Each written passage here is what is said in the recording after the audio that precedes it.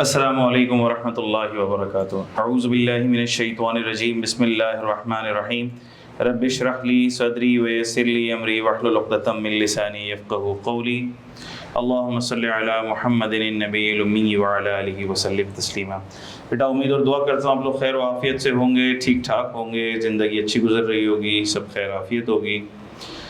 अच्छा बेटा, हमारे बेसिक कॉन्सेप्ट्स हम स्लो चल रहे थे, इसलिए स्लो थोड़ा चल रहे थे कि पीआरसी के एग्ज़ाम्स भी चल रहे थे, तो चीज़ें हमने बहुत ज़्यादा स्पीडीली कवर नहीं की और आराम से हमने अपने बेसिक कॉन्सेप्ट्स कंप्लीट कर लिए।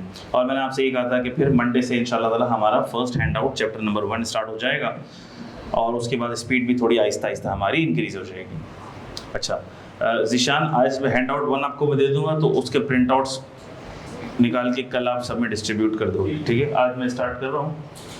अच्छा भाई, तो फोल्डर का लिंक आप लोगों के पास पहले ही मौजूद है, उसके अंदर सारी फाइल्स, वर्किंग फाइल्स, नोटिंग्स की फाइल भी मौजूद है और उसमें मैंने ये चैप्टर नंबर 1 का पीडीएफ भी डाल दिया है। ये कल आप लोगों को हार्ड कॉपी भी मिल जाएगी इंशाल्लाह, और इंशाल्लाह जैसे ही बुक अवेलेबल होती है, होपफुली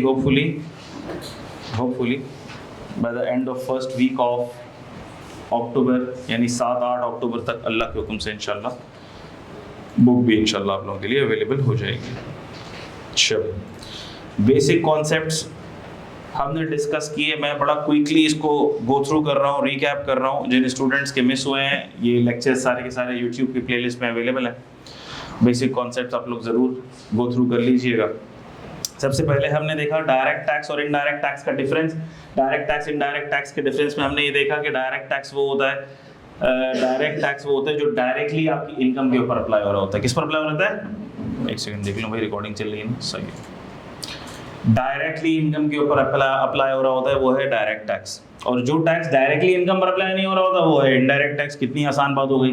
डायरेक्ट टैक्स के अंदर burden of tax and payment of tax is on the same person, that is taxpayer। taxpayer के ऊपर ही उसी की इनकम पे टैक्स लग रहा है, उसी की जेब से टैक्स निकलेगा, बर्डन उसी के ऊपर है और उसी की प्राइमरी जिम्मेदारी है कि वो एफबीआर को टैक्स दे। और इनडायरेक्ट टैक्स के अंदर उसकी जेब से तो टैक्स निकलेगा, लेकिन पे एफबीआर को करने की जिम्मेदारी उसकी नहीं है। इसकी हमने एग्जांपल्स वगैरह सब देख ली थी। फिर हमने देखा था हमारी नज़र के हिसाब से, हमारी नॉलेज के हिसाब से इनकम की क्या एग्जाम्पल्स हैं, थोड़ा हमने उसको देखा। और फिर हमने ये देखा कि हर मिलने वाला अमाउंट, हर मिलने वाला पैसा, हर मिलने वाली रिसीट इनकम नहीं होती। तो इनकम, तो रिसीट को हमने 2 हिस्सों में क्लासिफाई किया। एक हमने क्लासिफाई किया रेवेन्यू रिसीट में, और एक हमने क्लासिफाई किया कैपिटल रिसीट में। हमने कहा रेवेन्यू रिसीट वो रिसीट है जो इनकम है, कैपिटल रिसीट वो इनकम वो रिसीट है जो इनकम नहीं।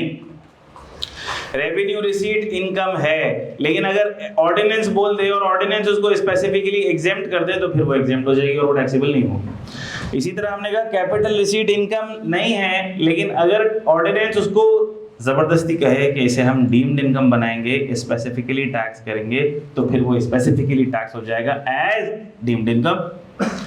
अच्छा, फिर इसकी एग्जांपल हमने देखी कि रेवेन्यू रिसीट की एग्जांपल्स हमने देखी, सैलरी इनकम फ्रॉम प्रॉपर्टी है, rental income, capital gain, business income, IFOS.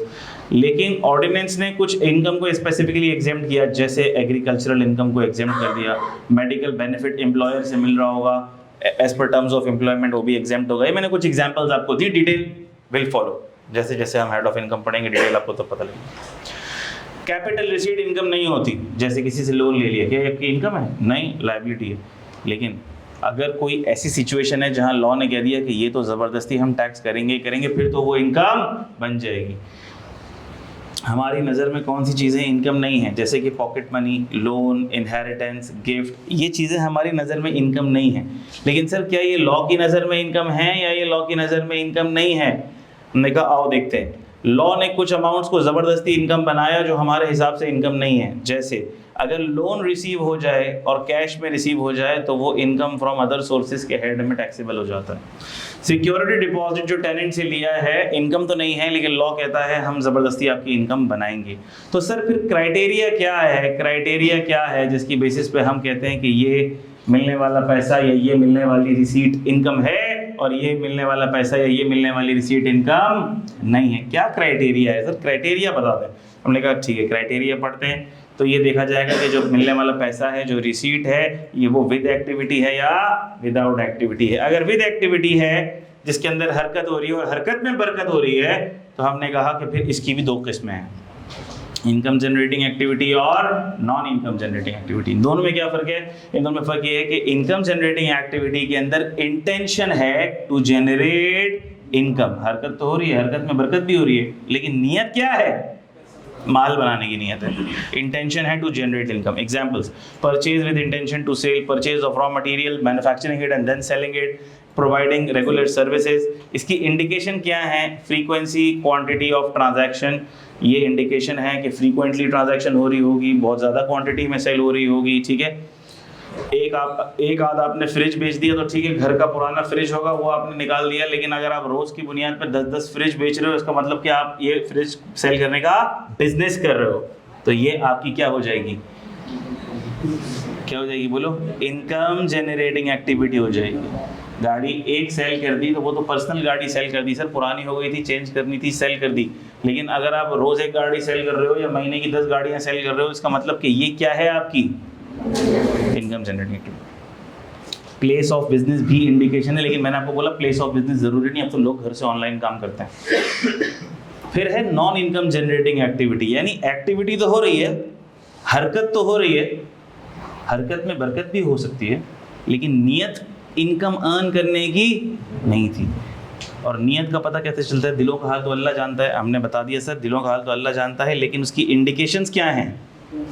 इसकी इंडिकेशंस क्या हैं? ठीक है, ये इंडिकेशन है, पता लग जाएगी, पता लग जाएगी। एक गाड़ी आपने बेची है और 10 गाड़ियाँ बेची हैं, 10 गाड़ियाँ बेच के आप बोल रहे हो नहीं नहीं सर मेरी नियत इनकम अर्न करने की नहीं थी। हमने बोला टोपियाँ किसी और को पहनाना भाई। एक महीने के अंदर आपने 10 गाड़ियाँ लेके बेच दी हैं और आप बोल रहे हो नियत आपकी इनकम अर्न करने की नहीं थी, तो क्या थी? कपड़े की तरह गाड़ी थोड़ी चेंज होती है भाई, क्या ख्याल है? पता लग जाएगा सर, हमें पता लग जाएगा। नॉन इनकम जनरेटिंग एक्टिविटी, यहाँ पर इनकम जनरेट करने की इंटेंशन नहीं होगी। पुराना सोफ़ा है, बेच दिया। अब पुराना सोफ़ा आपने 20 साल पहले लिया था, मिसाल ले रहा हूँ, पुराना सोफ़ा 20 साल पहले लिया था 5,000 रुपये का, अब तो रुपया इतना डिवैल्यू हो गया, आपने उसको 20 साल के बाद बेच दिया और रद्दी के दामों में भी बेचा तो भी 10,000 रुपये में बिका। तो 10,000 माइनस कॉस्ट 5,000, क्या 5,000 रुपये का गेन हो गया? जी हो गया। लेकिन क्या ये आपकी इनकम जनरेटिंग एक्टिविटी है? नहीं सर, पुराना सोफ़ा था, बदलना था, तब्दील करना था, घर को स्टाइलिश बनाना था, सोफ़ा फट गया था, बैठने के काबिल नहीं रहा था, चेंज कर दिया। तो ये जो गेन आया क्या ये टैक्सेबल होगा? नहीं। तो हमने कहा जो इनकम जनरेटिंग एक्टिविटी से आपका पैसा आ रहा है वो रेवेन्यू रिसीट है। रेवेन्यू रिसीट है, इसका मतलब वो इनकम है। और जो नॉन इनकम जनरेटिंग एक्टिविटी से आपका पैसा आ रहा है वो रेवेन्यू रिसीट नहीं है, वो कौन सी रिसीट है? कैपिटल रिसीट है, यानी वो इनकम नहीं है। तो मैंने आपको एग्जांपल दी थी कि अगर किसी ने अपनी पर्सनल कार बेच दी, किसी ने ली थी 5 लाख रुपए की, बेच दी 8 लाख रुपए की, 2 साल बाद 3 लाख का गेन आ गया, क्या ये गेन टैक्सेबल होगा? नहीं होगा। क्यों नहीं होगा? सर क्या ये रिसीट है? जी रिसीट है। क्या ये विद एक्टिविटी है? जी विद एक्टिविटी है। बायर ढूंढा होगा, गाड़ी को आपने मुनासिब किया होगा, बायर को लोकेट किया होगा, इश्तिहार दिया होगा, 2-4 धक्के खाए होंगे, इधर उधर शोरूम पे गए होंगे, विद एक्टिविटी है। एक्टिविटी तो है।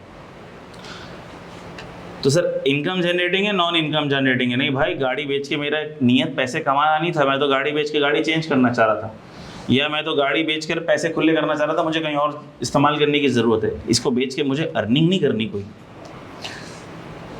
तो हमने कहा ऐसी जो ट्रांजैक्शंस हैं उस पे जो गेन आता है वो चार्जेबल टू टैक्स नहीं होता। अब आम जहन में क्या होता है, भाई गाड़ी बेच दी, पर्सनल गाड़ी बेच दी, 25 लाख की लेके 30 लाख की बेच दी, 5 लाख रुपए पे टैक्स देना पड़ेगा। लोगों के जहन में तो ये बात होती है ना।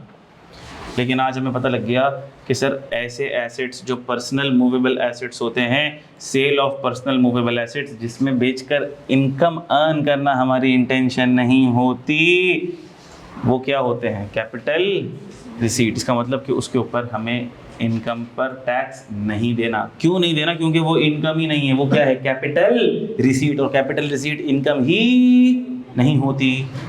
याद रहेंगी बातें बेटा। और उसकी एक्सेप्शन थी रेवेन्यू रिसीट, यानी कि हमने कहा कि आगे जाके हम एक सेक्शन पढ़ेंगे, सेक्शन 38 सब सेक्शन 5, और हम उसमें देखेंगे कि कुछ पर्सनल मूवेबल एसेट्स ऐसे मेंशन्ड हैं कि जिनको अगर आप बेचोगे तो फिर उनके ऊपर आने वाला गेन चार्जेबल टू टैक्स होगा, इनकम में जाएगा। लॉ ने स्पेसिफिकली बोल दिए। उसकी मैंने कुछ एग्जांपल आपको दी थी कि ज्वेलरी अगर बेचेंगे तो ज्वेलरी चाहे पर्सनल मूवेबल एसेट हो, मूवेबल की बात हो रही, इमूवेबल की बात नहीं हो रही, इमूवेबल की कहानी अलग है।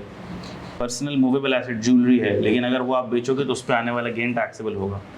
पर्सनल पेंटिंग है, उस पर आने वाला गेन टैक्सेबल होगा। क्यों? क्योंकि सेक्शन 38 सब सेक्शन 5 स्पेसिफिकली उसके ऊपर टैक्स लगाता है। वो स्पेसिफाइड एक्सेप्शन है, एक्सेप्शंस हर जगह होती हैं, वो हम पढ़ेंगे वक्त के साथ साथ, जब वो हेड आएगा तब हम पढ़ेंगे। फिर हमने देखा विदाउट एक्टिविटी, यानी ऐसी रिसीट जो हमें रिसीव हो गई विदाउट एक्टिविटी। विदाउट एक्टिविटी का मतलब क्या है? हमने कोई ख़ास हरकत नहीं करी लेकिन माल मिल गया, या अगर हरकत की भी है तो हम सामने वाले को फोर्स नहीं कर सकते कि तुम हमें पैसे दो। जैसे पॉकेट मनी हमें पेरेंट्स से रिसीव हो गई, तो क्या हम पेरेंट्स को फोर्स कर सकते हैं पॉकेट मनी दो, वरना मैं नाराज़ हो जाऊँगा। सामने से एक ज़ोरदार थप्पड़ आएगा, बोले अच्छा नाराज़ हो जाएगा, जाओ घर से बाहर निकल, बहुत नाराज़ हो रहा है, बहुत नखरे दिखा रहा है, पैसे भी हम लगाएं और फिर नखरे भी हमें दिखा रहा है। क्या ख्याल है? पॉकेट मनी सर मिल जाए वालिदैन की तरफ से तो अच्छी बात है, नहीं मिले तो रिक्वेस्ट करेंगे हम। Gift received on birthday party arrange कर ली है, कोई गिफ्ट ना लाए तो उससे हम गुस्से वाली आंखें दिखा के तो गिफ्ट नहीं ले सकते, उससे क्या ख्याल है?